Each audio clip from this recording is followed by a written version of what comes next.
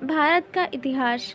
उत्तर में हिमालय से लेकर दक्षिण में समुद्र तक फैला यह उपमहाद्वीप भारतवर्ष के नाम से ज्ञात है, जिसे महाकाव्य तथा पुराणों में भारतवर्ष अर्थात भरतों का देश कहा जाता था तथा यहाँ के निवासी इसे भारतीय अर्थात भारत की संतान कहते थे।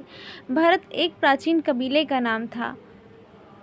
भरत किसके नाम था? भरत प्राचीन कबीले का नाम था। प्राचीन भारतीय अपने देश को जम्बूद्वीप अर्थात जम्बू जामुन वृक्षों का द्वीप कहते थे। प्राचीन ईरानी इसे सिंधु नदी के नाम से जोड़ते थे, जिसे वे सिंधु न कहकर हिंदू कहते थे। यही नाम फिर से पूरे पश्चिम में फैल गया और पूरे देश को इसी एक नदी के नाम से जाने लगा। यूनानी इसे इंदे और अरब इसे हिंद बोलते थे। मध्यकाल में इस देश को हिंदुस्तान कहा जाने लगा। यह शब्द भी फारसी शब्द हिंदू से बना है। यूनानी भाषा के इस इंदे के आधार पर अंग्रेज इसे इंडिया कहने लगे। पारा बदले विंध्य की पर्वत श्रृंखला देश के उत्तर और दक्षिण दो भागों में बट गई।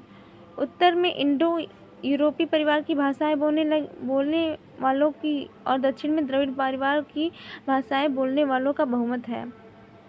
तो क्या था, पहले हमारे भारत है महाकाव्य में इसको भारतवर्ष के नाम से जाना जाता था और यहाँ के निवासी जो थे भारतीय कहलाते थे। भारत एक प्राचीन कबीले का भी नाम था। भारतीय अपने देश को जम्बूद्वीप बोलते थे अर्थात जामुन वृक्षों का द्वीप कहते थे। प्राचीन ईरानी लोग इसको क्या बोलते थे? ईरानी जो है सिंधु नदी के नाम पे इसे सिंधु न कहकर हिंद बुलाते थे। ईरानी इसको क्या बुलाते थे? हिंदू न बुलाते थे। यही नाम पूरे पश्चिम में फैल गया। फिर जो यूनानी थे, ईरानी तो हिंदू बोलते थे और ईरानी जो है इंदे बोलते थे और अरब में इसे हिंद कहते थे और मध्यकाल में इसे हिंदुस्तान नाम से जाने लगा। यह शब्द भी फारसी शब्द हिंदू से बना है। जो हिंदुस्तान है वो शब्द हिंदू जो है वो फारसी शब्द है।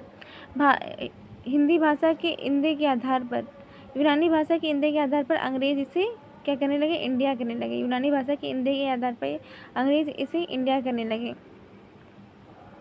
विंध्य की पर्वत श्रृंखला देश को उत्तर और दक्षिण दो भागों में बांटती है। उत्तर में इंडो यूरोपीय परिवार की भाषाएं बोलने वालों की बहुलता है और दक्षिण में द्रविड़ परिवार की भाषाएं बोलने की बहुलता है। नोट क्या है? नोट सबसे ज़्यादा इंपॉर्टेंट होता है जो रेड लाइन में है।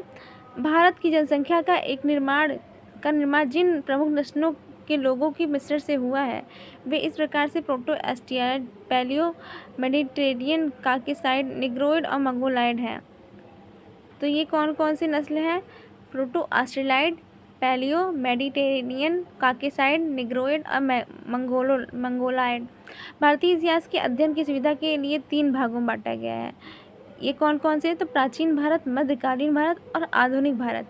नोट, सबसे पहले इतिहास को 3 भागों में बांटने का श्रेय किसको जाता है? क्रिस्टोफ सेलियस को जाता है। इतिहास को 3 भागों में बांटने का श्रेय क्रिस्टोफ सेलियस को जाता है। इन्होंने कब से कब तक थे? 1648 1707 AD को हैं। प्राचीन भारत के बारे में पढ़ते हैं। प्राचीन भारतीय इतिहास के स्रोत के बारे में जानते हैं। प्राचीन भारतीय इतिहास के विषय में जानकारी मुख्यतः 4 स्रोतों से प्राप्त होती है: धर्म ग्रंथ, ऐतिहासिक ग्रंथ, विदेशियों के विवरण एवं पुरातत्व संबंधी साक्ष्य से। कहाँ से? धर्म ग्रंथ से, ऐतिहासिक ग्रंथ से, विदेशियों के विवरण से और पुरातत्व संबंधी साक्ष्य से हमको प्राचीन भारतीय इतिहास के स्रोत प्राप्त होते हैं। धर्म ग्रंथ एवं ऐतिहासिक ग्रंथ से मिलने वाली महत्वपूर्ण जानकारी क्या क्या है? तो ये देखते हैं धर्म ग्रंथ से और ऐतिहासिक ग्रंथ से हमको क्या क्या जानकारियाँ मिली थी। तो धर्म ग्रंथ से भारत का सर्वाचीन धर्म ग्रंथ वेद है। भारत का सर्वाचीन धर्म ग्रंथ कौन सा है? वेद है, जिसमें संकलनकर्ता कौन है? महर्षि है। उसके संकलनकर्ता महर्षि हैं।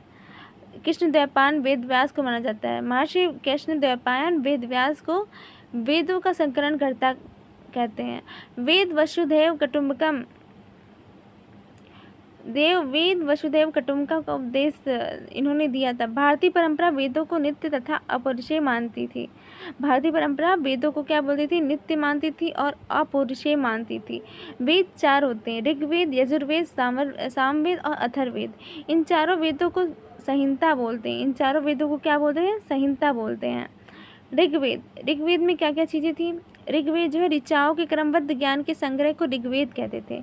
तो क्या है? ऋचाओं के क्रमबद्ध ज्ञान के संग्रह को क्या बोलते हैं? ऋग्वेद बोलते हैं। इसमें 10 मंडल हैं, 1028 सूक्त हैं और एवं 1462 ऋचाएँ हैं। इस वेद की ऋचाओं को पढ़ने वाले ऋषि को होत्र बोलते थे। जो ऋग्वेद को पढ़ सकते थे उनको क्या बोलते थे? होत्र बोलते थे। इस वेद से आर्य की राजनीतिक प्रणाली, इतिहास एवं ईश्वर की महिमा के बारे में जानकारी मिलती है। विश्वामित्र द्वारा रचित ऋग्वेद के तीसरे मंडल में सूर्य देवता सावित्री को समर्पित गायत्री मंत्र है। इसके 9वें मंडल में देवता सोम का उल्लेख है। इसके 8वें मंडल में हस्तलिखित ऋचाओं का खिल कहा जाता है। चातुर्वर्ण्य समाज की कल्पना का आदि का स्रोत ऋग्वेद के 10वें मंडल से मिलता है। 10वें मंडल से क्या है? चातुर्वर्ण्य मिलता है और पुरुषोक्त है। इसके अनुसार 4 वर्ण कौन कौन से थे? ब्राह्मण, क्षत्रिय, वैश्य तथा शूद्र। आदि ब्रह्मपुरुष ब्रह्मा के क्रम से मुख, भुजाओं, जंघाओं तथा चरणों से उत्पन्न हुए थे। तो ऋग्वेद के बारे में क्या क्या चीज़ें हमको पता चली कि ऋग्वेद क्या है? ये क्रमबद्ध ज्ञान के संग्रह को क्या बोलते हैं? ऋग्वेद बोलते हैं। इसमें 10 मंडल और 1028 सूक्त और 10,462 ऋचाएँ हैं। इस वेद की ऋचाओं को पढ़ने वाले को क्या बोलते हैं? ऋग्वेद की ऋचाओं को पढ़ने वाले को होत्रा बोलते हैं। और इस वेद की जो आर्य की राजनीतिक प्रणाली, इतिहास एवं ईश्वर की महिमा के बारे में जानकारी मिलती है। तो ऋग्वेद में जो राजनीतिक प्रणाली चल रही थी, इसके इतिहास के बारे में और ईश्वर की महिमा के बारे में क्या मिलती है? जानकारी मिलती है। विश्वामित्र द्वारा रचित जो ऋग्वेद का तीसरा मंडल है वो सूर्य देवता सावित्री को समर्पित है। तो तीसरा मंडल जो है सूर्य देवता सावित्री को समर्पित है, जो कि किसके द्वारा रचित हुआ था? विश्वामित्र के द्वारा रचित हुआ था। और 9वें मंडल में क्या है? सोम का उल्लेख है।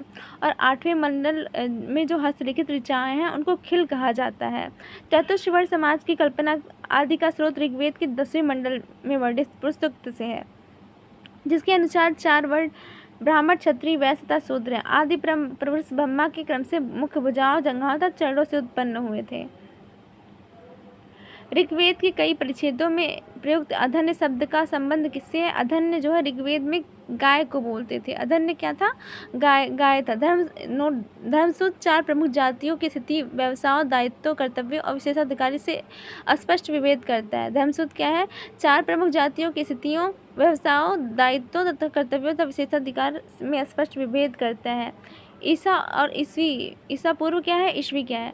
तो वर्तमान में प्रचलित ग्रेगोरियन कैलेंडर, जो ग्रेगोरियन कैलेंडर है, ईसाई कैलेंडर, ऐसा जूलियन कैलेंडर भी बोलते हैं। ईसाई धर्मगुरु ईसा मसीह के जन्म वर्ष कल्पित पर आधारित है। ईसा मसीह के जन्म के पहले के समय ईसा पूर्व, इसको BC बोलते थे, before the birth of Jesus Christ. ईसा पूर्व में वर्षों की गिनती उल्टी दिशा में होती थी। ईसा पूर्व में वर्षों की गिनती जो होती है वो उल्टी दिशा में होती थी। जैसे महात्मा बुद्ध का जन्म 563 ईसा पूर्व में एवं मृत्यु 483 ईसा पूर्व में। तो 563 ईसा पूर्व में महात्मा बुद्ध का जन्म होता है और 483 ईसा पूर्व में इनका मृत्यु होता है। ये उल्टी गिनती चल रही है। यानी ईसा मसीह के जन्म से 563 वर्ष पूर्व महात्मा बुद्ध का जन्म एवं 483 वर्ष पूर्व इनकी मृत्यु हुई थी। ईसा मसीह की जन्म तिथि में आरंभ हुआ सन ईस्वी सन कहलाता है। इसके लिए संक्षेप में ईस्वी लिखा जाता है। ईस्वी को लैटिन भाषा के शब्द AD में भी लिखा जाता है। AD यानी एनो डोमिनी, जिसका शाब्दिक अर्थ है in the year of the Lord Christ. वामनावतार के 3 पगों के आख्यान को प्राचीनतम स्रोत ऋग्वेद में, जो भगवान विष्णु जी थे, उनके वामनवत के 3 पगों के आख्यान कहाँ पे है? ऋग्वेद में है। ऋग्वेद में इंद्र के लिए 250 तथा अग्नि के लिए 200 ऋचाओं की रचना की गई है। ऋग्वेद में इंद्र के लिए कितने? 250 तथा अग्नि के लिए 200 ऋचाओं की रचना की गई है। प्राचीन इतिहास के साधन के रूप में वैदिक साहित्य में ऋग्वेद के बाद शतपथ ब्राह्मण का स्थान है। ऋग्वेद में प्राचीन इतिहास में वैदिक साहित्य में ऋग्वेद के बाद कौन सा स्थान है? ऋग्वेद में शतपथ ब्राह्मण का स्थान है। यजुर्वेद के बारे में जानते हैं। यजुर्वेद सत्सर पाठ के लिए मंत्रों तथा बलि के समय अनुपालन के लिए नियम का संकलन यजुर्वेद कहलाता है। जो मंत्र हैं और जो बलि के समय अनुपालन के लिए नियम बनाए गए हैं, मंत्र और जो नियम बनाए गए हैं, उसका संकलन यजुर्वेद में मिलता है। इसके जो पाठकर्ता हैं उसको अथर्वयु बोलते हैं। यजुर्वेद की पाठकर्ता को अथर्वयु कहते हैं। यजुर्वेद में यज्ञों के नियमों तथा विधि विधानों का संकलन मिलता है। यज्ञ के नियम और विधि विधान किसमें मिलते हैं? यजुर्वेद में मिलते हैं। इसमें बलिदान विधि का भी वर्णन है। यह एक ऐसा वेद है जो गद्य और पद्य दोनों में है। साम वेद के बारे में जानते हैं। साम का शाब्दिक अर्थ होता है ज्ञान। इस वेद में मुख्यतः यज्ञों के अवसर पर गाए जाने वाले ऋचाओं या मंत्रों का संकलन है। साम वेद में क्या है, ऋचाओं या मंत्रों का क्या है, संकलन है। इसको गाकर चीज़ों को व्यक्त किया जाता है, मंत्रों को गा गा कर सुनाया जाता था। इसके जो पाठ करता है उसको उदात्त कहा जाता है। साम वेद के पाठकर्ता को क्या बोलते हैं, उदात्त। ऋग्वेद के पाठकर्ता को होत्र बोलते हैं। यजुर्वेद के पाठकर्ता को अथर्वयो बोलते हैं। सामवेद के पाठकर्ता को उदात्त बोलते हैं। इसका संकलन ऋग्वेद पर आधारित था। जो इनके मंत्र है उसका संकलन ऋग्वेद पर आधारित था। इससे भारतीय संगीत का जनक, सामवेद को भारतीय संगीत का जनक भी कहा जाता है। यजुर्वेद तथा सामवेद में किसी भी विशिष्ट ऐतिहासिक घटना का वर्णन नहीं मिलता। यजुर्वेद और सामवेद में किसी भी विशिष्ट ऐतिहासिक घटना का वर्णन नहीं मिलता है। अथर्ववेद, अथर्व ऋषि द्वारा रचित इस वेद में कुल 731 मंत्र हैं तथा लगभग 6000 पद्य हैं। इसके कुछ मंत्र ऋग्वैदिक मंत्रों में से भी प्राचीनतर हैं। वेद कन्याओं के जन्म की निंदा करता है। जो अथर्ववेद है वो कन्याओं के जन्म की क्या करता है, निंदा करता है, उपेक्षा करता है। ऐतिहासिक दृष्टि से अथर्ववेद का महत्व इस बात में है कि इसमें सामान्य मनुष्यों के विचारों तथा अंधविश्वासों का विवरण मिलता है। तो इसमें अंधविश्वास मिलता है, अंधविश्वासों को देखने को मिलता है। इसमें कन्याओं के जन्म का निंदा का वर्णन मिलता है। पृथ्वी सूक्त अथर्ववेद का प्रतिनिधि सूक्त माना जाता है। पृथ्वी सूक्त को अथर्ववेद का प्रतिनिधि सूक्त मानते हैं। इसमें मानव जीवन के सभी पक्षों, गृह निर्माण, कृषि की उन्नति, व्यापारिक मार्गों का गहन खोज, रोग निवारण, समन्वय, विवाह तथा प्रणय गीतों, राजभक्ति, राजा का चुनाव, बहुत से वनस्पतियों एवं औषधियों, साप, वशीकरण, प्रायश्चित, मातृभूमि, महात्म्य का विवरण मिलता है। मेन इसमें जो होता है वशीकरण, अंधविश्वास, इन सब चीज़ों को ज़्यादा देखने को मिलता है। ये सब अथर्ववेद में मिलता है। और अथर्ववेद में कन्याओं के जन्म की क्या की गई, निंदा की गई है। अथर्ववेद में परीक्षित को कुरुओं का राजा कहा जाता था। अथर्ववेद में जो परीक्षित हैं उनको कुरुओं का राजा बोलते थे। परीक्षित को क्या बोलते थे, कुरुओं का राजा। तथा कुरु देश में समृद्धि का अच्छा चित्रण मिलता है। इससे कुरु देश में समृद्धि का अच्छा चित्रण मिलता है। इसमें सभा और समिति की प्रजापति की 2 पुत्रियां बताया गया। सभा समिति में जो प्रजापति की 2 पुत्रियां किस वेद में बताया गया, अथर्ववेद में बताया गया है। सबसे प्राचीन वेद ऋग्वेद है, सबसे बाद का वेद अथर्ववेद है। वेदों को भली भांति से समझने के लिए 6 वेदांगों की रचना की गई है। वेदों को भली भांति से समझने के लिए 6 वेदांग की रचना की गई। ये 6 वेदांग कौन कौन से हैं, शिक्षा, ज्योतिष, कल्प, व्याकरण, निरुक्त, छंद। ये 6 वेदांग याद कर लीजिए, शिक्षा, ज्योतिष, कल्प, व्याकरण, निरुक्त और छंद। ये 6 वेदांग हैं। भारतीय ऐतिहासिक कथाओं का सबसे अच्छा क्रमबद्ध विवरण पुराणों से मिलता है। जो भारतीय ऐतिहासिक कथाएँ हैं उसका सबसे अच्छा क्रमबद्ध कहाँ से मिलता है, पुराणों से मिलता है। पुराणों की रचयिता जो है लोमहर्ष है। पुराणों की रचयिता कौन है, लोमहर्ष अथवा उनके पुत्र उगर्षवा माने जाते हैं। एक पुराणों की संख्या जो है वो 18 है, जिनमें से केवल 5 मत्स्य, वायु, विष्णु, ब्राह्मण एवं भागवत में ही राजाओं की वंशावली पाई जाती है। जो पुराण हैं उनकी संख्या 18 है, उनमें से केवल 5 मत्स्य, वायु, विष्णु, ब्राह्मण एवं भागवत में ही राजाओं की वंशावली पाई जाती है। नोट क्या है, पुराणों में मत्स्य सबसे प्राचीन एवं प्रामाणिक है। पुराणों में मत्स्य पुराण क्या है, सबसे प्राचीन और प्रामाणिक है। तो सबसे पुराना पुराण कौन सा है, मत्स्य पुराण है। अधिकतर पुराण सरल संस्कृत श्लोक में लिखे गए। स्त्रियां तथा शूद्र जिन्हें वेद पढ़ने की अनुमति नहीं थी वे भी पुराण सुन सकते थे। तो स्त्रियों और शूद्र को पुराणों की पढ़ने की अनुमति नहीं दी गई थी, लेकिन वो उसको सुन सकते थे। पुराणों की पाठ पुजारी मंदिरों में किया करते थे। स्त्री की सर्वाधिक गिरी हुई स्थिति मैत्रेयी संहिता से प्राप्त हुई है। ये इंपॉर्टेंट है, पूछता है कि स्त्री की सर्वाधिक गिरी हुई स्थिति कहाँ से, किस संहिता से प्राप्त हुई है, मैत्रेयी संहिता से स्त्री की सर्वाधिक गिरी हुई स्थिति पाई गई, जिसमें जुआ और शराब की भांति स्त्री को पुरुष का तीसरा मुख्य दोष बताया गया है। तो मैत्रेयी संहिता में जुआ, शराब और स्त्रियां को पुरुषों का 3 दोष बताया गया है और स्त्री को सर्वाधिक गिरी हुई वस्तु बताई गई है। सतपथ ब्राह्मण में स्त्री का पुरुष की अर्धांगिनी बताया गया। सतपथ ब्राह्मण जो है, सतपथ ब्राह्मण में स्त्री को पुरुष की अर्धांगिनी बताया गया है। जाबालोपनिषद में चारों आश्रम का उल्लेख मिलता है। जाबालोपनिषद में जो चारों आश्रम है उसका उल्लेख मिलता है। स्मृति ग्रंथों में सबसे प्राचीन एवं प्रमाणिक मनुस्मृति मानी जाती है। स्मृति ग्रंथों में सबसे प्राचीन कौन है, तो ये मनुस्मृति है। मानिए यह शुंग काल का मानक ग्रंथ है। तो मनुस्मृति किस काल का है, शुंग काल का मानक ग्रंथ है। नारद स्मृति गुप्त युग के विषय में जानकारी प्रदान करता है। नारद स्मृति किस वंश के बारे में जानकारी बताता है? गुप्त युग के बारे में नारद स्मृति। और मनुस्मृति शुंग काल का मानक ग्रंथ है और नारद स्मृति गुप्त युग का है। जातक में बुद्ध की पूर्व जन्म की कहानी वर्णित है। तो कहाँ पे बुद्ध की पूर्व जन्म की बात की गई है? जातक कथाओं में। हीनयान का प्रमुख ग्रंथ कथा वस्तु है। हीनयान का प्रमुख ग्रंथ कौन सा है? कथा वस्तु है, जिसमें महात्मा बुद्ध का जीवन चरित्र अनेक कथानकों के साथ वर्णित है। कथा वस्तु में क्या है? महात्मा बुद्ध के जीवन चरित्र अनेक कथानकों के साथ वर्णित है, जो कि हीनयान का प्रमुख ग्रंथ है। और जातक में क्या है? बुद्ध की पूजन की कहानियाँ वर्णित हैं। जैन साहित्य को आगम कहा जाता है। जैन साहित्य को क्या बोलते हैं? आगम कहते हैं।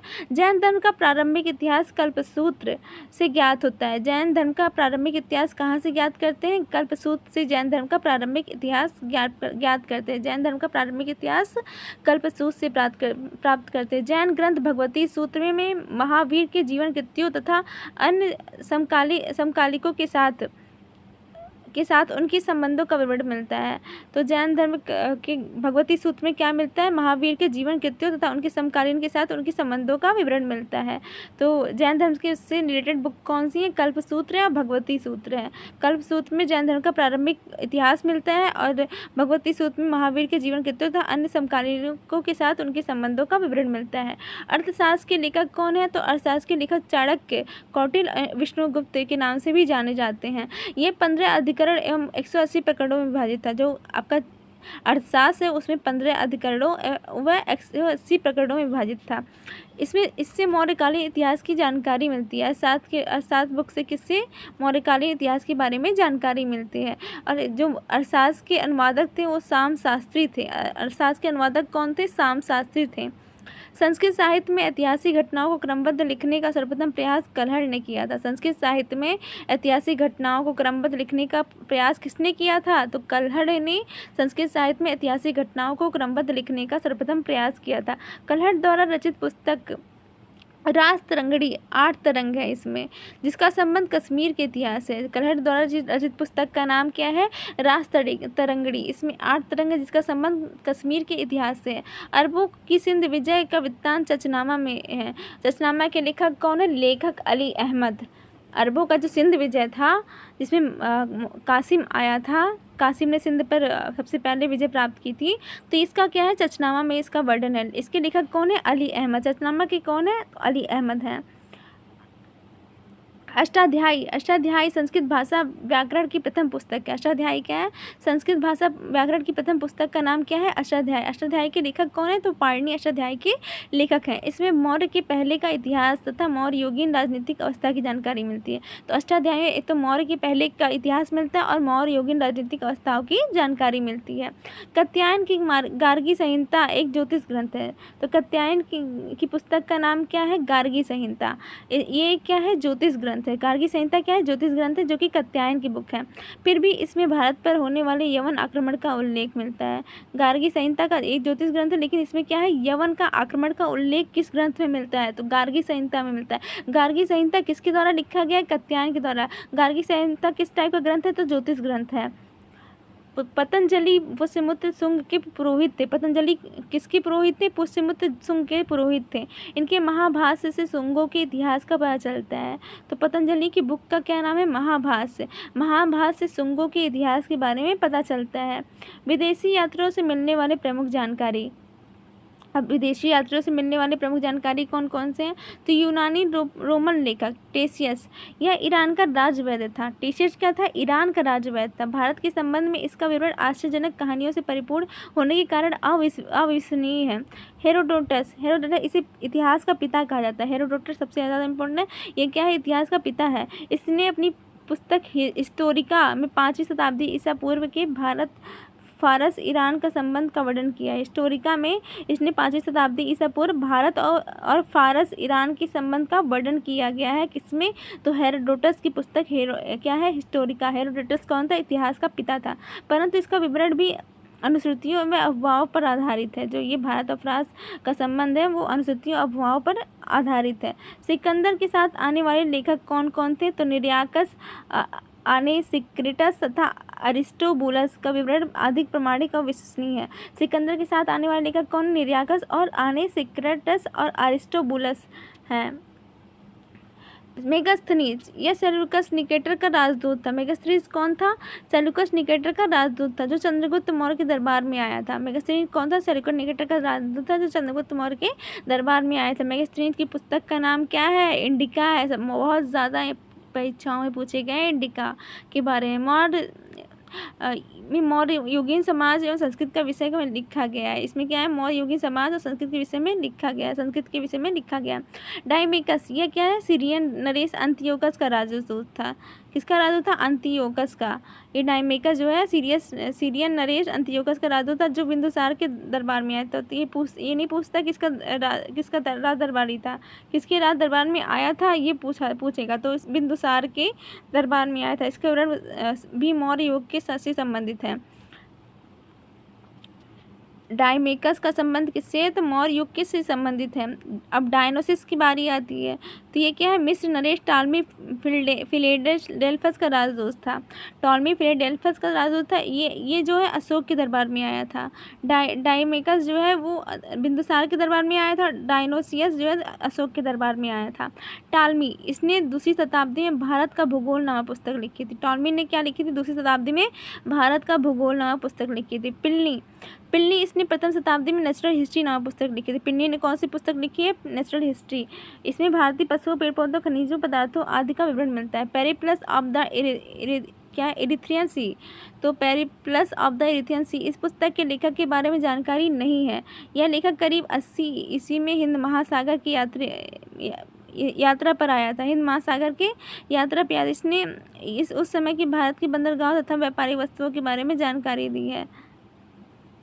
चीनी लेखक में कौन कौन है? फाहियान, संयुग्मन, ह्वेनसांग और इतिसिंग। चीनी लेखक के कौन कौन से? फाहियान, संयुग्मन, ह्वेनसांग और इतिसिंग। फाहियान के बारे में जानते हैं। फाहियान जो है ये चीनी यात्री गुप्त नरेश चंद्रगुप्त द्वितीय है। किसका?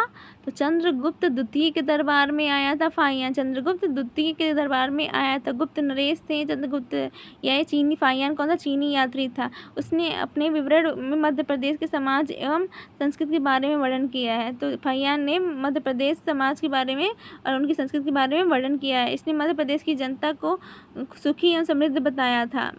यह 14 वर्षों तक भारत में रहा था। कितने वर्षों तक? 14 वर्ष तक रहा था। और किसके दरबार में आया था? चंद्रगुप्त द्वितीय के दरबार में आया था। मध्य प्रदेश के समाज के बारे में बताया था। संयुग्मन यह 518 ईस्वी में भारत आया था। इसने अपने 3 वर्षों की यात्रा में बौद्ध धर्म की प्राप्तियां एकत्रित की थी। बौद्ध धर्म की प्राप्तियां एकत्रित संयुग्मन ने 518 में आया था। ये ह्वेनसांग यह हर्षवर्धन के शासनकाल में था। ह्वेनसांग हाथ से हर्षवर्धन ये शासनकाल में भारत आया था। ह्वेनसांग 629 ईस्वी में चीन से भारतवर्ष के लिए प्रस्थान किया था। तो पूछता है, इसका सन पूछता है कि किस वर्ष में? 629 ईस्वी से चीन से भारतवर्ष के लिए प्रस्थान किया था। लगभग 1 वर्ष की यात्रा के बाद सर्वप्रथम ये भारतीय राज्य कपिशा पहुंचा था। कहाँ पहुंचा था? भारतीय राज्य कपिशा में पहुंचा था। भारत में 15 वर्षों तक ठहर कर 645 ईस्वी में चीन लौट गया। 15 वर्ष तक ये भारत में रहा था। सबसे पहले कपिशा में आया था, फिर 645 ईस्वी में चीन लौट गया था। वह बिहार से नालंदा जिला स्थित नालंदा विश्वविद्यालय में अध्ययन करने तथा भारत से बौद्ध ग्रंथों की एकत्र कर ले जाने के लिए आया था। इसका भ्रमण वृत्तांत जो है सुयुकी नाम से प्रसिद्ध है, जिसमें 138 देशों का विवरण है। तो सुयुकी में कितने देशों का वर्णन किया गया है? 138 देशों में। इसमें बौद्ध ग्रंथों को एकत्र कर, जो भारत से बौद्ध ग्रंथों का एकत्र कर ले जाने के लिए आया था ये। तो इसने सुयुकी में ये सब वर्णन है। इसने हर्षकालीन समाज में धर्म तथा राजनीति के बारे में वर्णन किया है। इसके अनुसार सिंध का राजा कौन था? सिंध का राजा सूद था। ह्वेनसांग ने बुद्ध की प्रतिमा के साथ साथ सूर्य और शिव की प्रतिमाओं का भी पूजन किया था। तो बुद्ध की प्रतिमा के साथ साथ सूर्य और शिव के भी पुजारी थे ये ह्वेनसांग। ह्वेनसांग के अध्ययन के समय नालंदा विश्वविद्यालय के कुलपति कौन थे? तो आचार्य शीलभद्र जो है नालंदा विश्वविद्यालय के कुलपति ह्वेनसांग के टाइम में। यह विश्वविद्यालय बौद्ध दर्शन के लिए प्रसिद्ध था। इसिंग यह 7वीं शताब्दी के अंत में भारत आया था। इसिंग कब आया था? 7वीं शताब्दी के अंत में भारत आया था। इसने अपने विवरण में नालंदा विश्वविद्यालय, विक्रमशिला विश्वविद्यालय तथा अपने समय में के भारत का वर्णन किया है। तो नालंदा और विक्रमशिला विश्वविद्यालय किसके में है? तो ये इसिंग के वर्णन में 7वीं शताब्दी में भारत के अंत में भारत आया था। अरबी लेखक के बारे में जानते हैं। तो अरबी लेखक में अलबर्नी है, इब्न तूता है। अलबर्नी ये महमूद गजनवी के साथ साथ भारत आया था। महमूद गजनवी के साथ कौन आया था भारत? तो अलबर्नी आया था। अलबर्नी में लिखी गई उसकी कृतियाँ किताब उल हिंद तहकीक हिंद हैं। अलबर्नी कृतियों का क्या नाम है? किताब उल हिंद तहकीक हिंद, मतलब भारत की खोज। आज भी इतिहासकारों के लिए एक महत्वपूर्ण स्रोत है। किताब उल हिंद तहकीक हिंद मतलब क्या होता है? भारत की खोज। ये क्या है? इतिहासकारों के लिए महत्वपूर्ण स्रोत है। यह एक विस्तृत ग्रंथ है जो धर्म और दर्शन, त्योहारों, खगोल विज्ञान, कीमिया, रीति रिवाज, प्रथाओं और सामाजिक जीवन, भारतौल, मापन विधियाँ, पूर्तिकला, कानून, मापतंत्र, विज्ञान आदि विषयों के आधार पर 80 अध्यायों में विभाजित है। इसने राजपूत कालीन समाज, धर्म, रीति रिवाज, राजनीतिक आदि पर सुंदर प्रकाश डाले। इब्न तूता इसके द्वारा अरबी भाषा में लिखा गया। इब्न तूता क्या है? अरबी भाषा में लिखा गया है। इसका यात्रा वृत्तांत रहला कहा गया है। तो इब्न तूता का यात्रा वृत्तांत तो क्या कहते हैं? रहला कहते हैं। 14वीं शताब्दी में भारतीय उपमहाद्वीप में सामाजिक तथा सांस्कृतिक जीवन के विषय में बहुत ही प्रचुर तथा सबसे रोचक जानकारियाँ दी गई। 1337 ईस्वी में दिल्ली पहुँचने पर इसकी विद्वता में से प्रभावित होकर सुल्तान मोहम्मद बिन तुगलक, किसके टाइम काल में आया था? मोहम्मद बिन तुगलक, उसे दिल्ली का काजी बनाया। तो मोहम्मद तुगलक ने इसको दिल्ली का काजी या न्यायाधीश नियुक्त किया था 1333 ईस्वी में। 1333 ईस्वी में इसकी विद्वता से प्रभावित होकर मोहम्मद बिन तुगलक ने इसे दिल्ली का काजी या न्यायाधीश नियुक्त किया था। 14वीं शताब्दी में भारतीय उपमहाद्वीप के सामाजिक सांस्कृतिक जीवन के विषय में इसने बहुत ही प्रचुर तथा सबसे रोचक जानकारियाँ दी थी। इसकी पुस्तक का नाम रहला है। ये अरबी भाषा में लिखा गया था। इब्न तूता किस भाषा में लिखा था? अरबी भाषा में। अन्य लेखक कौन है? तारानाथ। तारानाथ ने कौन सा तारा था? तो ये देखिए, तारानाथ एक तिब्बती लेखक थे। कौन से? तिब्बती लेखक थे। इसने कंग्यूर या तंग्यूर नामक ग्रंथ की रचना की। तारानाथ, तंग्यूर या कंग्यूर इनकी पुस्तक थी। इनमें भारतीय इतिहास के बारे में जानकारियाँ मिलती हैं। मार्को पोलो ये 13वीं शताब्दी के अंत में पांड्य देश की यात्रा पर आया था। मार्को पोलो किस देश की यात्रा पे आया था? मार्को पोलो पांड्य देश की यात्रा के लिए 13वीं शताब्दी में आया था।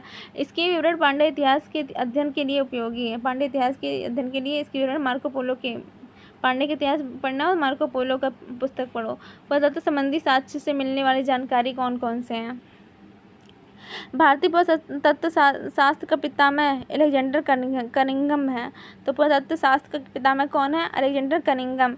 1400 ईसा पूर्व में इसका अभिलेख बोगास कोई एशिया माइनर से वैदिक देवता मित्र, वरुण, इंद्र, नाशत्य, अश्वनी कुमार के नाम से मिलते हैं। तो बोगसकाई जो है एशिया माइनर से वैदिक 1400 ईसा पूर्व बोगसकाई एशिया माइनर में वैदिक देवता कौन कौन थे? मित्र, वरुण, इंद्र, वासत्य और अश्वनी कुमार के नाम से मिलते हैं। मध्य भारत में भागवत धर्म विकसित होने का प्रमाण यवन राजदूत हेलियोडोरस के वैश्यनगर विदिशा के गरुड़ स्तंभ से लेख प्राप्त होता है। क्या कह रहा है? मध्य भारत में भागवत धर्म विकसित होने का प्रमाण। तो भागवत धर्म के विकसित होने का प्रमाण यवन राजदूत हेलियोडोरस के वैश्यनगर। तो भागवत धर्म के विकसित होने के प्रमाण कहाँ मिलता है? हेलियोडोरस के वैश्यनगर विदिशा गरुड़ स्तंभ लेख में मिलता है। हेलियोडोरस के वैश्यनगर विदिशा गरुड़ स्तंभ लेख में। तो वैश्यनगर विदिशा गरुड़ स्तंभ किसका है? हेलियोडोरस का है। हेलियोडोरस का है। ये क्या है? इससे भागवत धर्म विकसित होने का प्रमाण मिलता है। यवन राजदूत कौन थे? हेलियोडोरस, जिसमें वैश्यनगर विदिशा गरुड़ स्तंभ के लेख प्राप्त होते हैं। सर्वप्रथम भारतवर्ष का जिक्र हाथी गुम्फा लेख में हुआ था। तो सबसे पहले भारतवर्ष का अभिलेख कहाँ पे था? तो हाथी गुम्फा अभिलेख में था। इसका उल्लेख भारतवर्ष का उल्लेख मिलता है। सर्वप्रथम दुर्भिक्ष का जानकारी देने वाला अभिलेख कौन था? सहगोरा अभिलेख था। दुर्भिक्ष मतलब अकाल। दुर्भिक्ष मतलब क्या होता है? अकाल। दुर्भिक्ष मतलब अकाल की जानकारी देने वाला अभिलेख कौन सा? सहगौरा अभिलेख था। इस अभिलेख में संकट काल में उपयोग हेतु खाद्यान्न सुरक्षित रखने का भी उल्लेख। संकट काल के दौरान खाद्यान्न को हम लोग क्या करते थे? स्टोर करके रखते थे। सहगौरा अभिलेख में दुर्भिक्ष का क्या जानकारी मिलती है? सर्वप्रथम भारत में होने वाले हुड आक्रमण की जानकारी हुड आक्रमण की जानकारी कहाँ मिलती है? भीतरी स्तंभ लेख से प्राप्त होता है। तो दुर्भिक्ष की जानकारी हमको कहाँ से मिलती है? दुर्भिक्ष की जानकारी हमको सहगौरा अभिलेख से मिलती है। और हुड के आक्रमण की जानकारी कहाँ से मिलती है? भीतरी अभिलेख से मिलती है। और भागवत धर्म के विकसित होने की जानकारी कहाँ मिलती है? गरुड़ स्तंभ लेख से मिलती है, जो कि वैश्यनगर विदिशा में है। और इसके राजदूत कौन थे? हेलियोडोरस थे। सर्वप्रथम भारत में होने वाले हुड़ आक्रमण की जानकारी भीतरी स्तंभ से मिलती है। सती प्रथा का पहला लिखित साक्ष्य एरन अभिलेख मिलता है। सती प्रथा का साक्ष्य का मिलता है एरन लेख अभिलेख, जो कि भानुगुप्त से शासक, इसके इस समय के शासक कौन थे? भानुगुप्त थे। एरन अभिलेख के शासक कौन थे? भानुगुप्त थे। सातवाहन राजाओं का पूरा इतिहास उनके अभिलेखों के आधार पर, जो सातवाहन राजाओं का पूरा इतिहास है उनके अभिलेखों के आधार पर लिखा गया है। रेशम बुनकर की श्रेणियों की जानकारी मंदसौर अभिलेख से मिलती है। तो रेशम बुनकरों की श्रेणियों की जानकारी कहाँ मिलती है? मंदसौर से मिलती है। कश्मीरी नवपाषाणी पुरा स्थल बुर्ज होम से गर्तवास का साक्ष्य मिला था। कश्मीरी नवपाषाणी पुरा स्थल बुर्ज होम से गर्तवास यानी गड्ढा घर का साक्ष्य मिला था। इनमें उतरने वाली सीढ़ियाँ भी होती थी। प्राचीनतम सिक्कों को आहा सिक्के कहा जाता है। प्राचीनतम सिक्कों को क्या बोलते थे? आहा सिक्के बोलते थे। इसी को कशार्पण भी कहा जाता है। आहा सिक्कों को कशार्पण भी बोलते हैं। सर्वप्रथम सिक्कों पर लेख लिखने का कार्य किसने किया था? यवन शासकों ने सर्वप्रथम सिक्कों पर लेख लिखने का कार्य किया था। समुद्रगुप्त की बीड़ा बजाती हुई मुद्रा वाले सिक्के से उसके संगीत प्रेमी होने का प्रमाण मिलता है। तो गुप्त युग में संगीत प्रेमी कौन था? समुद्रगुप्त था, जो कि बीड़ा बजाती हुई मुद्रा पर सिक्के पे अंकन है। अरिकमेडु पुडुचेरी के निकट से रोमन सिक्के प्राप्त हुए थे। अरिकमेडु पुडुचेरी के निकट से क्या हुए थे? रोमन सिक्के प्राप्त हुए थे। एक बार रिवीजन मान लेते हैं कि जो पुरातत्व संबंधी साक्ष्य कहाँ क्या क्या था। तो अलेक्जेंडर कनिंघम जो है ये क्या थे? भारतीय पुरातत्व शास्त्र के पिता में थे। कौन था? तो सर अलेक्जेंडर कनिंघम थे। बोगस कोई जो कि एशिया माइनर में है, क्या उससे क्या मिला? तो मित्र वरुण इंद्र नासत्य के नाम का उल्लेख मिला। मध्य भारत में भागवत धर्म जो है वो कहाँ से मिला? गरुड़ स्तंभ से मिला। और दुर्भिक्ष कहाँ से मिला? सहगोरा अभिलेख से मिला। दुर्भिक्ष का हुड़ों का आक्रमण किस अभिलेख से मिला? भीतरी अभिलेख से मिला। सती प्रथा जो कि भानुगुप्त की है, एरन अभिलेख से मिला। सातवाहन राजाओं का पूरा इतिहास जो है पूरा इतिहास उसके अभिलेखों द्वारा मिलता है। रेशम बुनकर की जानकारी कहाँ? मंदसौर अभिलेख से मिला। कश्मीर नवपाषाणी पुरस्तर बुर्ज होम जो से गर्तवास गड्ढा घर का साक्ष्य मिला। और इसमें उतरने वाली सीढ़ियाँ भी थी। प्राचीनतम सिक्कों को क्या बोलते थे? आहत बोलते थे। और इन्हीं सिक्कों को कशार्पण भी बोलते थे। सर्वप्रथम सिक्कों पर लेख लिखने का कार्य यवन शासकों ने करवाया था। समुद्रगुप्त को बीड़ा बजाती हुई मुद्रा वाले सिक्के जो है उसके संगीत प्रेमी होने का साक्ष्य बनाते हैं। अरिकमेडु पुडुचेरी के निकट रोमन सिक्के प्राप्त हुए थे। सबसे पहले भारत के संबंध बर्मा, सुवर्णभूमि, वर्तमान में म्यांमार, मलाया, कंबोडिया और जावा से स्थापित हुए। सबसे पहले भारत के संबंध किससे हुए? तो बर्मा जो कि भारत के बगल में पूर्वोत्तर राज्य के बगल में बर्मा, जिसको म्यांमार बोलते थे। बर्मा को ही सुवर्णभूमि बोलते थे। प्राचीन काल में क्या बोलते थे? सुवर्णभूमि बोलते थे बर्मा को। फिर मलाया को प्राचीन भारत में क्या बोलते? स्वर्णद्वीप बोलते थे। कंबोडिया को कंबोज बोलते थे। जावा को यवद्वीप बोलते थे। तो ये स्थापित हुए। तो भारत के संबंध कहाँ सुवर्णद्वीप भूमि से, मलाया स्वर्णद्वीप से, कंबोडिया कंबोज से, जावा यवन द्वीप से स्थापित हुए थे। महत्वपूर्ण अभिलेख के बारे में जान लेते हैं। अभिलेख और शासक। हाथी गुम्फा अभिलेख जो इसकी तिथि रहित अभिलेख है। ये क्या है? तिथि रहित अभिलेख है। हाथी गुम्फा के शासक कौन थे? हाथी गुम्फा अभिलेख के कलिंगराज खालवेल। हाथी गुम्फा अभिलेख के शासक कलिंगराज खालवेल थे। जूनागढ़ गिरनार अभिलेख के शासक कौन थे? ये रुद्रदमन थे। नासिक अभिलेख के कौन थे? गौतमी बलश्री थी। नासिक अभिलेख की शासक कौन थी? गौतमी बलश्री। प्रयाग स्तंभ के लेख के समय शासक कौन? समुद्रगुप्त थे। ऐहोल अभिलेख के समय शासक कौन थे? पुलकेशिन थे। मंदसौर अभिलेख में किस शासन का वर्णन मिलता है? मालवा नरेश अशोकवर्मन का मिलता है। ग्वालियर अभिलेख जो है प्रतिहार नरेश भोज का मिलता है। भीतरी व जूनागढ़ में स्कंदगुप्त का वर्णन मिलता है। देवपाड़ा अभिलेख में बंगाल शासक विजयसेन का मिलता है। हाथी गुम्फा कहाँ पे मिलता है? हाथी गुम्फा में किस शासक का? कलिंग राजा खारवेल का अभिलेख वर्णन मिलता है। जूनागढ़ अभिलेख जो है रुद्रदमन का मिलता है। जूनागढ़ गिरनार अभिलेख रुद्रदमन का वर्णन मिलता है। नासिक अभिलेख में गौतम बलश्री शासक का अभिलेख मिलता है। नासिक में गौतम बलश्री। प्रयाग स्तंभ लेख में समुद्रगुप्त ने लिखा था। ऐहोल अभिलेख पुलकेशिन द्वितीय का वर्णन मिलता है। ऐहोल में। मंदसौर अभिलेख जो है मालवी नरेश अशोकवर्मन। ग्वालियर अभिलेख प्रतिहार नरेश भोज। भीतरी जूनागढ़ स्कंदगुप्त। भीतरी जूनागढ़ का किससे संबंधित है? स्कंदगुप्त। देवपाड़ा अभिलेख बंगाल शासक विजयसेन से संबंधित है। अभिलेखों के अध्ययन को एपिग्राफी कहते हैं। अब ये बहुत ज़्यादा इंपॉर्टेंट है। अभिलेखों के अध्ययन क्या बोलते थे? एपिग्राफी बोलते थे। उत्तर उत्तर भारत के मंदिरों की कला की शैली नागर शैली। उत्तर भारत में कला की शैली, मंदिरों की कला की शैली कैसी होती है? नागर शैली होती है। जबकि दक्षिण भारत में मंदिरों की कला की शैली द्रविड़ शैली होती है। दक्षिणापथ के मंदिरों के निर्माण में नागर और द्रविड़ दोनों शैलियों का प्रभाव पड़ा है, अतः यह बेहतर शैली है। दक्षिणापथ के मंदिर हैं उनके निर्माण में नागर शैली और द्रविड़ शैली दोनों का यूज हुआ है, इसलिए इसको बेहतर शैली का कहलाती है। पंचायतन क्या था? पंचायतन जब शब्द मंदिर रचना शैली से संबंधित है। पंचायतन शैली किससे संबंधित? मंदिर रचना शैली से संबंधित है। एक हिंदू मंदिर जब तब पंचायतन शैली कहलाती है जब मुख्य मंदिर 4 सहायक मंदिरों से घिरा होता है। जब मुख्य मंदिर 4 सहायक मंदिरों से घिरा होता है तो एक जो हिंदू मंदिर है वो क्या कहलाती है? पंचायतन कहलाती है। पंचायतन मंदिर के उदाहरण है कंदरिया का मंदिर, कंदरिया महादेव का मंदिर जो कि खजुराहो। कंदरिया महादेव का मंदिर कहाँ पे? खजुराहो में है। ये क्या है? पंचायतन मंदिर के उदाहरण है। कंदरिया महादेव का मंदिर, ब्रह्मेश्वर मंदिर, लक्ष्मण मंदिर, लिंगराज मंदिर, दशावतार मंदिर, गुंडेश्वर मंदिर, ये सब क्या है? पंचायतन मंदिर के उदाहरण। तो कंदरिया महादेव मंदिर कहाँ पे? खजुराहो में। ब्रह्मेश्वर मंदिर कहाँ पे? भुवनेश्वर ब्रह्मेश्वर मंदिर है। लक्ष्मण मंदिर कहाँ पे? ये भी खजुराहो में। लिंगराज मंदिर भुवनेश्वर में। लिंगराज मंदिर कहाँ पे? भुवनेश्वर में। दशावतार कहाँ पे? देवघर उत्तर प्रदेश में। गुंडेश्वर मंदिर कहाँ पे? महाराष्ट्र में। सब पंचायतन मंदिर के उदाहरण है। प्रागैतिहासिक काल के बारे में पढ़ते हैं। प्रागैतिहासिक काल, जिस काल में मनुष्य ने घटनाओं का कोई लिखित विवरण उद्धृत नहीं किया उसे प्रागैतिहासिक काल कहा जाता है। जिस काल में मनुष्य ने घटनाओं का कोई लिखित विवरण उद्धृत नहीं किया उसे प्रागैतिहासिक काल कहते हैं।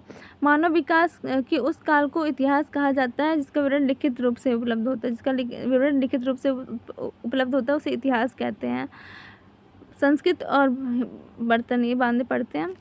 आदि ऐतिहासिक काल, उस काल को कहते हैं जिस काल में लेखन कला के प्रचलन के बाद उपलब्ध लेख पढ़े नहीं जा सकते। लेखन कला। आधैतिहासिक काल, उस काल को कहते हैं जिस काल में लेखन कला के प्रचलन के बावजूद भी ये लेख पढ़े नहीं जा सकते। ज्ञानी मानव होमो सैपियंस का प्रवेश इस धरती पर आज से लगभग 30 या 40 हज़ार वर्ष पूर्व पहले हो गया था। पूर्व पाषाण युग पूरा पाषाण के मानव की जीविका का मुख्य आधार शिकार था। पूर्व पाषाण युग में या पूरा पाषाण काल में जो मानव की जीविका का मुख्य आधार क्या था? शिकार थे। शिकार करके खाते थे, शिकार करके अपना जीवन यापन करते थे। शिकार पूरा पाषाण में आदि मानव के मनोरंजन के भी साधन थे। आग का आविष्कार कब हुआ था? पूरा पाषाण काल में हुआ था। तो पूरा पाषाण काल में आग का आविष्कार हुआ था। एवं पहिए का नव पाषाण काल में हुआ था। आग का आविष्कार पूरा पाषाण काल में ही हो गया था, जबकि पहिए का आविष्कार जो है नव पाषाण काल में हुआ था। आग का आविष्कार कब हुआ था? पूरा पाषाण काल में ही हो गया था। पहिए का आविष्कार नव पाषाण काल में हुआ था। मनुष्य में अस्थायी निवास की प्रवृत्ति नव पाषाण काल में पाई गई। जो मनुष्य जो है अस्थायी निवास, जब पहिए का आविष्कार किया था नव पाषाण काल में, अस्थायी निवास की प्रवृत्ति भी नव पाषाण काल में हुई थी तथा उसने सबसे पहले किसको पालतू बनाया था? कुत्ते को पालतू बनाया था।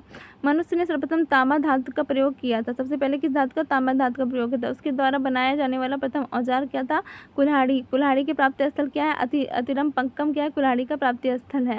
मनुष्य सबसे पहले तांबे का प्रयोग किया था। कृषि का आविष्कार नव पाषाण, कृषि का भी आविष्कार नव पाषाण काल में हुआ था। प्रागैतिहासिक अन्न उत्पादक स्थल कौन से? मेहरगढ़, जो कि पश्चिमी बलूचिस्तान में है। ये क्या है? प्रागैतिहासिक अन्न उत्पादक स्थल है, ये मेहरगढ़ है। कृषि के लिए अपनाई गई सबसे प्राचीन फसल कौन थी? गेहूँ। ये पहली फसल थी जो कृषि के द्वारा अपनाई गई थी। एवं जौ थी, गेहूँ और जौ थी। लेकिन मानव द्वारा सर्वप्रथम प्रयुक्त अनाज कौन था? चावल था। फसल पूछेगा तो पहली फसल गेहूँ और जौ थी और प्रयुक्त अनाज कौन था? चावल था सबसे पहले। किसका प्रथम उदाहरण मेहरगढ़ से कृषि का प्रथम उदाहरण कहाँ से प्राप्त हुआ? मेहरगढ़ से। कोल्डियामा का संबंध चावल के प्राचीनतम साक्ष्य से। कोल्डियामा में क्या मिला था? प्राचीनतम चावल के साक्ष्य मिले थे। पल्लावरम नामक स्थान पर भारतीय पूरा पाषाण कलाकृति की खोज की गई थी। पल्लावरम नामक स्थान पर भारतीय पूरा पाषाण कलाकृति की खोज की गई थी। भारत में पूर्व प्रस्तर युग के अधिकांश औजार स्फटिक पत्थर के बने होते हैं। जो भारत में पूर्व प्रस्तर युग के अधिकांश औजार किससे बने थे? स्फटिक मतलब पत्थर के बने हुए थे। रॉबर्ट ब्रूस फुट पहले व्यक्ति जिन्होंने 1863 ईस्वी में भारत के पूरा पाषाणकालीन औजारों की खोज की थी। तो भारत में पूरा पाषाणकालीन औजारों की खोज किसने की थी? पूरा पाषाणकालीन औजारों की खोज की बात कर रहे हैं तो रॉबर्ट ब्रूस फुट ने की थी 1863 ईस्वी में। भारत का सबसे प्राचीन नगर कौन सा है? मोहनजोदड़ो। भारत का सबसे प्राचीन नगर है मोहनजोदड़ो।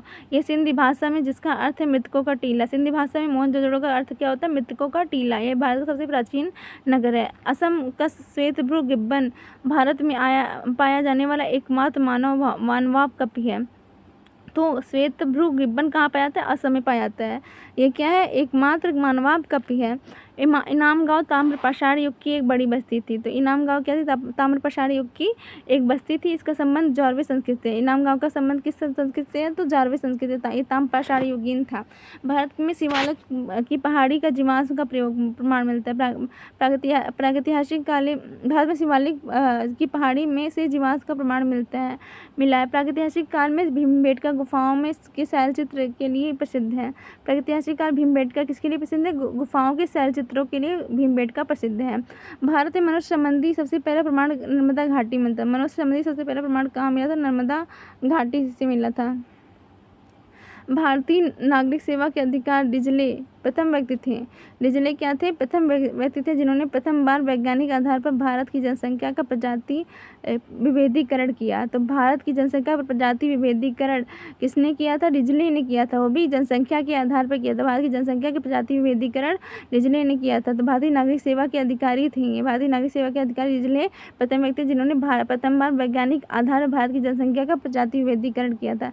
सिंधु सभ्यता, ये संस्कृत पढ़ लेते हैं। संस्कृत और बर्तन। तो ये जो मालवा संस्कृत के बर्तन कैसे होते थे? काले और लाल रंग के होते थे। मालवा काले और लाल रंग के बर्तन होते थे। बुर्जहोम की संस्कृति कैसे? दूसरे टाइप के बर्तन होते थे। जोखे में लाल रंग के बर्तन होते थे। नौपाषाण काल के चमकीले दूसरे बर्तन, पूरी नौपाषाण भूरा लाल बर्तन पाया जाता था। सिंधु सभ्यता, रेडियो कार्बन 14 जैसी नवीन विश्लेषण पद्धति के द्वारा सिंधु सभ्यता की सर्वमान्य तिथि क्या थी? 2400 ईसा पूर्व से 1700 ईसा पूर्व मानी जाती है। तो रेडियो कार्बन 14 के द्वारा जो नवीन विश्लेषण पद्धति द्वारा सिंधु की सभ्यता की सर्वमान्य तिथि क्या थी? 24 ईसा पूर्व से 1700 ईसा पूर्व क्या है? सर्वमान्य ईसा वो मानी जाती है। सिंधु सभ्यता की सर्वमान्य तिथि क्या है? 2400 ईसा पूर्व से 1700 ईसा पूर्व। ये किसके साथ? रेडियो कार्बन 14 और नवीन विश्लेषण पद्धति द्वारा मानी जाती है। इसका आकार, सिंधु सभ्यता का आकार कैसा था? त्रिभुजाकार था। सिंधु सभ्यता की खोज 1921 में राय बहादुर दयाराम साहनी ने की थी। राय बहादुर दयाराम साहनी ने की थी। ये द गजेटियर टॉम इंडिया में प्रकाशित हुआ था। फिर सिंधु सभ्यता को आद्य ऐतिहासिक काल अथवा कांस्य युग में रखा जाता है। इसको सिंधु सभ्यता को किस में? आद्य ऐतिहासिक काल और कांस्य युग में रखा जाता है। इस सभ्यता के मुख्य निवासी द्रविड़ एवं भूमध्य सागरीय थे। निवासी कैसे थे? द्रविड़ थे और भूमध्य सागरीय थे। सर जॉन मार्शल पुरातत्व सर्वेक्षण विभाग के तत्कालीन महानिदेशक 1924 में सिंधु घाटी सभ्यता नामक एक उन्नत नगरीय सभ्यता पाए जाने की विविध घोषणा की थी। किसने विविध घोषणा की थी सिंधु घाटी सभ्यता पाए जाने की? तो सर जॉन मार्शल ने 1924 में इन्होंने घोषणा की थी कि ये पुरातत्व सर्वेक्षण विभाग के तत्कालीन महानिदेशक थे। सिंधु सभ्यता के सर्वाधिक पश्चिमी पुरास्थल दास नदी किनारे थे। सर्वाधिक पश्चिमी जो है पुरास्थल दास नदी किनारे सुत्का गेंडोर था। पश्चिमी सबसे उत्तरी आपका मांड था जो कि कश्मीर में था, और यहाँ दक्षिणी में दामाबाद था जो कि महाराष्ट्र में था, और उत्तर में उत्तर प्रदेश में आलमगीरपुर था, और यहाँ पे एक सुत्का गेंडोर था। पश्चिमी वाले में सुत्का गेंडोर जो दास की नदी के किनारे था। मांडा जो है चिनाब नदी किनारे था। दामाबाद गोदावरी नदी किनारे था, और ये आपका आलमगीरपुर जो है इंडर नदी किनारे था। सिंधु सभ्यता का सर्वाधिक पश्चिमी पुरास्थल दास नदी किनारे स्थित सुत्का गेंडोर बलूचिस्तान में था। पूर्वी स्थल पर कौन था? हिंडर नदी के किनारे आलमगीरपुर था जो कि उत्तर प्रदेश के जिले मेरठ जिले में। उत्तरी पुरास्थल चिनाब नदी के तट पर अखनूर के निकट मांडा जम्मू कश्मीर में था। दक्षिणी पुरास्थल क्या था? गोदावरी नदी के दामाबाद अहमदनगर महाराष्ट्र में था। सिंधु सभ्यता या सिंधु सभ्यता की नगरीय सभ्यता थी। सिंधु सभ्यता कैसी नगर थी? तो ये नगरीय सभ्यता थी, जबकि वैदिक काल वाला जो है वो ग्रामीण सभ्यता थी। सिंधु सभ्यता से प्राप्त परिपक्व अवस्था वाले स्थलों में केवल 6 को ही बड़े नगर की संज्ञा दी गई। यहाँ पे कई प्रकार के स्थल पाए गए, लेकिन 6 को ही क्या बताया गया? बड़े नगर है। तो कौन कौन से? मोहनजोदड़ो, हड़प्पा, गढ़वारी वाला, धौलावीरी, राखीगढ़ी, कालीबंगन। मोहनजोदड़ो, हड़प्पा, गढ़वारी वाला, धौलावीरी, राखीगढ़ी एवं कालीबंगन थे। स्वतंत्रता प्राप्ति के पश्चात हड़प्पा संस्कृति को सर्वाधिक स्थल कहाँ से मिले? गुजरात से मिले। सिंधु घाटी सभ्यता का सबसे बड़ा स्थल कौन सा था? मोहनजोदड़ो था, जबकि भारत में इसका सबसे बड़ा स्थल राखीगढ़ी घग्गर नदी है, जो हरियाणा को जींद जिले में स्थित है। इसकी खोज 1969 ईस्वी में सूरज भान ने की थी। सूरज भान ने किसी की राखीगढ़ी की खोज की थी। तो सिंधु घाटी का सबसे बड़ा स्थल कौन सा? मोहनजोदड़ो, लेकिन ये पाकिस्तान वाले में एरिया में है। लेकिन अगर पूछेगा कि भारत में कौन सा है, तो राखीगढ़ी है। राखीगढ़ी घग्गर नदी के पास है और हरियाणा के जींद जिले में है। इसी खोज 1969 में सूरज भान ने की। राखीगढ़ी की खोज किसने की थी? सूरज भान ने की थी 1969 ईस्वी में। लोथल एवं सुतकोतवा सिंधु सभ्यता के बंदरगाह थे। सिंधु सभ्यता के दो बंदरगाह कौन कौन थे? लोथल एवं सुतकोतवा। जुते हुए खेत तथा नक्काशीदार ईंटों का प्रयोग का साक्ष्य कालीबंगन मिलता। जुता हुआ खेत और नक्काशीदार ईंटें कहाँ से मिला? इसका साक्ष्य कालीबंगन से प्राप्त हुआ था। मोहनजोदड़ो से प्राप्त स्नानागार संभवतः सिंधु सभ्यता की सबसे बड़ी इमारत थी। मोहनजोदड़ो से प्राप्त स्नानागार जो है इस सिंधु सभ्यता की सबसे बड़ी इमारत थी। स्नानागार जिसके मध्य स्थित स्नान कुंड 11.8 मीटर लंबा था, 7.01 मीटर चौड़ा था, 2.43 मीटर गहरा था। तो मोहनजोदड़ो का प्राप्त स्नानागार ये सिंधु सभ्यता की सबसे बड़ी इमारत थी। अग्निकुंड लोथल एवं कालीबंगन से प्राप्त हुआ था। अग्निकुंड कहाँ से प्राप्त हुआ था? लोथल और कालीबंगन से प्राप्त हुआ था। मोहनजोदड़ो से प्राप्त एक सील पर 3 मुख वाले देवता। मोहनजोदड़ो से एक सील पर 3 मुख वाले देवता पशुपतिनाथ की मूर्ति मिलती। पशुपतिनाथ की मूर्ति कहाँ मिलती? मोहनजोदड़ो में थी। पशुपतिनाथ की मूर्ति में क्या था? एक सील पर 3 मुख वाले देवता को पशुपतिनाथ कहा गया। उनके चारों ओर हाथी, गैंडा, चीता एवं भैंसा विराजमान थे। पशुपतिनाथ के चारों ओर कौन था? हाथी, गैंडा, चीता एवं भैंसा विराजमान थे। हड़प्पा के मोहरों पर सबसे अधिक एक सिंगी पशु का अंकन है। हड़प्पा के मोहरों पर एक सिंगी पशु का अंकन हुआ है। यहाँ से प्राप्त आयताकार मुहर में स्त्री के गर्भ से निकलता हुआ पौधा पाया गया है। तो क्या है? आयताकार मुहर में स्त्री के गर्भ से निकलता हुआ पौधा पाया गया। इसी को क्या बोलते हैं? उर्वरता की देवी बोला गया था। मनके बनाने के कारखाने लोथल एवं चन्होदड़ो से मिले। मनके बनाने के कारखाने कहाँ से मिले थे? लोथल और चन्होदड़ो से मिले थे। सिंधु सभ्यता की लिपि कैसी थी? तो भाव चित्रात्मक। सिंधु सभ्यता की लिपि भाव चित्रात्मक थी। यह लिपि दाईं से बाईं ओर लिखी जाती थी। हम लोग बाईं से दायां लिखते थे और ये सब कैसे लिखते थे? दाईं से बाईं ओर लिखते थे। जब एक अभिलेख एक से अधिक पंक्तियों का होता था तो पहले पंक्ति दाईं से बाईं होता, दूसरी बाईं से दाईं। अगर एक से ये क्या होता? दाईं से बाईं लिखते थे पहली पंक्ति को, लेकिन अगर दूसरी पंक्ति में लिखना था तो यहाँ से शुरू कर देते थे, बाईं से दाईं ओर लिखते थे ये सब। लेखन कला का उचित प्रणाली विकसित करने वाली पहली सभ्यता सुमेरिया की सभ्यता थी। लेखन कला का उचित प्रणाली विकसित करने वाली सभ्यता कौन सी थी? लेखन कला का तो ये सुमेरियन सभ्यता। सिंधु सभ्यता के लोगों के नगरों तथा घरों के विन्यास के लिए ग्रिड पद्धति अपनाई गई थी। यहाँ पे ग्रिड पद्धति मतलब जो सड़कें होती थी वो एक दूसरे को समकोण पे काटती थी। तो ये क्या थी? इनकी ग्रिड पद्धति, नगरों की ग्रिड पद्धति। और इनके दरवाजे जो होते सड़क पे नहीं खुलते थे। घर के दरवाजे क्या सड़क पे नहीं, ये क्या गलियों में खुलते थे दरवाजे, सड़क पर नहीं खुलते थे। सिंधु सभ्यता में मुख्य फसलें कौन कौन सी थी? गेहूं और जौ थे।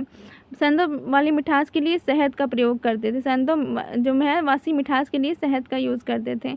मिट्टी से बने हल्का साक्ष्य कहाँ से मिलता है? तो वनमाली से क्या मिलता है? मिट्टी के बने साक्ष्य मिलते हैं, हल्के साक्ष्य। रंगपुर एवं लोथल से चावल के दाने मिलते हैं। रंगपुर और लोथल से क्या मिलते हैं? चावल के दाने, जिनमें धान की खेती होने का प्रमाण मिलता है। चावल के दाने मिले जिनमें धान की खेती होने का प्रमाण मिलता है। चावल के प्रथम साक्ष्य लोथल से ही प्राप्त हुए थे। पूछेगा चावल सिंधु सभ्यता में चावल के प्रथम साक्ष्य कहाँ से मिले? तो लोथल से मिले थे। लेकिन रंगपुर और लोथल से दोनों में चावल के दाने मिलते हैं, जिससे धान की खेती का प्रमाण मिलता है कि सिंधु सभ्यता में धान की खेती होती थी। सुरकोतदा, कालीबंगन एवं लोथल से संदोकालीन घोड़े के अस्थिपंजर मिलते हैं। सुरकोतदा, कालीबंगन एवं लोथल से क्या मिलते हैं? संदोकालीन घोड़े के अस्थिपंजर मिलते हैं। तौल की इकाई संभवतः 16 के अनुपात में थी। तौल की इकाई कितने में थी? 16 के अनुपात में थी। सिंधु सभ्यता के लोग यातायात के लिए 2 पहियों एवं 4 पहियों वाली बैलगाड़ी या भैंस गाड़ी का प्रयोग करते थे। 2 पहियों 4 पहियों वाली भैंस गाड़ी का प्रयोग है। मेसोपोटामिया के अभिलेखों में वर्णित मेलुहा शब्द से अभिप्राय किया सिंधु सभ्यता से ही है। मेलुहा शब्द मतलब सिंधु सभ्यता से ही है। किसमें मिला था? मेसोपोटामिया की अभिलेखों से मिला था मेलुहा शब्द, जो कि बोला कि मेलुहा शब्द का मतलब क्या है? सिंधु सभ्यता है। संभवतः हड़प्पा संस्कृत का शासन वर्णिक वर्ग के हाथों में था। संभवतः हड़प्पा संस्कृत जो थे उस ज़्यादातर वर्णिक वर्ग थे, मतलब व्यापारी थे। पिग्गट ने हड़प्पा या मोहनजोदड़ो को एक विशेष साम्राज्य की जुड़वा राजधानी बताया। तो किसने बताया? पिग्गट ने हड़प्पा और मोहनजोदड़ो को जुड़वा राजधानी बताया। और सिंधु सभ्यता के लोग धरती को उर्वरता की देवी मानकर उसकी पूजा करते थे। धरती को उर्वरता की देवी मानकर उसकी पूजा करते थे। वृक्ष पूजा एवं शिव पूजा के प्रचलन की साथ से सिंधु सभ्यता से मिलते हैं। मतलब वृक्षों की भी पूजा की जाती, शिव की भी पूजा की जाती थी। स्वास्थ्य चिन्ह संभवतः हड़प्पा सभ्यता से। स्वास्थ्य चिन्ह कहाँ मिले थे? हड़प्पा सभ्यता की देन है। यह चिन्ह से सूर्य उपासना के अनुमान लगाया जाता है। इस स्वास्थ्य चिन्ह से क्या अनुमान लगाया जाता है? कि यहाँ पे सूर्य की उपासना होती थी।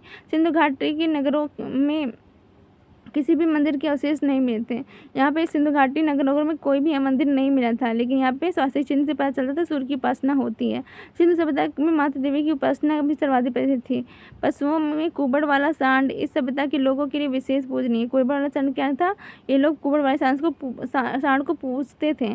स्त्रियाँ मिट्टी की मूर्तियाँ अधिक मिलने से ऐसा अनुमान लगाया जाता है कि समाज जो है माँ सत्तात्मक थे। स्त्रियों की जो है मिट्टी की मूर्तियाँ बहुत मिली, इसी वजह से पता चलता है कि वहाँ के लोग मातृत्वात्मक थे। सिंधु काल के विदेशी व्यापार आयातित वस्त्र प्रदेश। तांबा जो था वो कहाँ से आया था? खेतड़ी बलूचिस्तान ओमान से। चांदी अफगानिस्तान और ईरान से। सोना कर्नाटक अफगानिस्तान ईरान से। टिन अफगानिस्तान ईरान से। गोमेद कहाँ से? तो गोमेद सौराष्ट्र। लाजावर्त कहाँ से? तो मेसोपोटामिया। सीसा ईरान से मिलता था। हड़प्पा सिंधु सभ्यता की प्रमुख स्थल नदी उत्खनन खर्ता एवं वर्तमान स्थिति। तो हड़प्पा स्थल कहाँ पे था? हड़प्पा स्थल रावी नदी के तट पर था। ये पाकिस्तान के पंजाब प्रांत के साहिरवाला जिले के पास था। हड़प्पा कहाँ था? पाकिस्तान के पंजाब के प्रांत के साहिरवाला जिले में था। इसकी खोज दयाराम साहनी। हड़प्पा सभ्यता की खोज किसने की? दयाराम साहनी ने की थी। हड़प्पा रावी नदी के तट पर पाकिस्तान के पंजाब प्रांत के साहिवाल जिले में था। मोहनजोदड़ो जो कि सिंधु नदी के तट पर था, पाकिस्तान के सिंध प्रांत के लड़काना जिले में। इसकी खोज लाखनदार बनर्जी ने की थी। मोहनजोदड़ो की खोज नहीं थी, लाखनदार बनर्जी ने की थी। चन्हूदड़ो की खोज सिंधु नदी पर था। सिंध प्रांत नवाब शाह जिला। इसकी खोज मैके ने की थी। सिंधु एनजी मजूमदार ने की थी। मैके एनजी मजूमदार ने चन्हूदड़ो की खोज की थी। कालीबंगन जो है घग्गर नदी किनारे से राजस्थान के हनुमानगढ़ जिले में कालीबंगन है। इसकी खोज अमलानंद घोष। कालीबंगन की खोज की थी अमलानंद घोष ने। कालीबंगन कहाँ पे? घग्गर नदी के पास है, राजस्थान के हनुमानगढ़ जिले में। कोटजी जो है ये भी सिंधु नदी के पास है, सिंधु प्रांत के खैरमपुर स्थान पर है। इसकी खोज फजल अहमद ने की थी। रंगपुर जो है मादर नदी के किनारे है, गुजरात के काठियावाड़ जिले में। और इसकी खोज रंगनाथ राव ने किया था। रोपड़ जो है सतलज नदी किनारे पंजाब के रोपड़ जिले में है। यज्ञदत्त शर्मा ने इसकी खोज की थी। लोथल जो है भगवान नदी किनारे है, गुजरात के अहमदाबाद जिले में। इसकी खोज रंगनाथ राव ने किया था। आलमगीरपुर हिंडन नदी के पास है, उत्तर प्रदेश के मेरठ जिले में। यज्ञदत्त शर्मा ने इसकी खोज की थी। सुतकांगेंडो दास नदी किनारे पाकिस्तान के मकरान में समुद्र तट के किनारे आर्नस्टाइन ने इसकी खोज की थी। बनमाली जो है रंगोई नदी किनारे है, जो कि हरियाणा के हिसार जिले में। इसकी खोज रविंद्र सिंह बिष्ट ने की थी। धौलावीरा लूनी के पास है, गुजरात के कच्छ जिले में। जेपी जोशी ने की थी। सोतक शाह सादिक और बलूचिस्तान जॉर्ज डेल्स ने की थी। संध्यावासी सूती एवं ऊनी वस्त्रों का प्रयोग करते थे। संध्यावासी कैसे वस्त्रों का प्रयोग करते? सूती एवं ऊनी वस्त्रों का। मनोरंजन के लिए संध्यावासी मछली पकड़ना, शिकार करना, पशु-पक्षियों के आपस में लड़ाना, चौपड़ और पासा खेलना। सिंधु सभ्यता के लोग काले रंग के डिजाइन किए हुए लाल मिट्टी के बर्तन बनाते थे। सिंधु घाटी के लोग तलवार से परिचित नहीं थे। क्या थे? तलवार से परिचित नहीं थे। संध्यावासी सूती एवं ऊनी वस्त्र का प्रयोग करते थे। मनोरंजन के लिए संध्यावासी मछली पकड़ना, शिकार करना, पक्षी के लिए आपस में लड़ना, चौपड़ पासा खेलना इत्यादि साधनों का प्रयोग करते थे। सिंधु सभ्यता के लोग काले रंग के डिजाइन किए हुए लाल मिट्टी के बर्तन बनाते थे। काले रंग का डिजाइन होता था और मिट्टी कैसे थी? लाल मिट्टी के बर्तन बनाते थे। सिंधु घाटी तलवार से परिचित नहीं थे। कालीबंगन एकमात्र हड़प्पन कालीन स्थल था जिसका निचला शहर सामान्य लोगों के रहने हेतु भी किले से घिरा हुआ था। तो यहाँ पे निचला शहर भी घिरा हुआ था कालीबंगन में। जो सामान्य लोग जहाँ पे रहते थे उसका निचला सिरा भी घिरा हुआ था कालीबंगन का। तो कालीबंगन का अर्थ है काली रंग की चूड़ियाँ। यहाँ से पूर्व हड़प्पा स्तरों के खेत से जोते जाने और अग्नि पूजा की प्रथा का प्रमाण मिला है। तो यहाँ पे क्या मिला है? खेत की जोते जाने का और अग्नि पूजा की प्रथा का प्रमाण मिला है कालीबंगन से। पर्दा प्रथा एवं वेश्यावृत्ति साधु सभ्यता से में प्रचलित थी। वैसे पर्दा प्रथा वेश्यावृत्ति कहाँ पे? साधु सभ्यता में प्रचलित थी। शवों को जलाने एवं गाड़ने यानी दोनों की प्रथाएं प्रचलित थी। इस शवों को गाड़े भी जाते, जलाए भी जाते थे। हड़प्पा में शवों को दफनाने जबकि मोहनजोदड़ो में जलाने की प्रथा विद्यमान थी। लोथल एवं कालीबंगा में योग समाधियां मिली थी। साधु सभ्यता के विनाश का संभवतः सबसे प्रभावी कारण बाढ़ था। आग में पकी हुई मिट्टी को टेराकोटा कहा जाता है।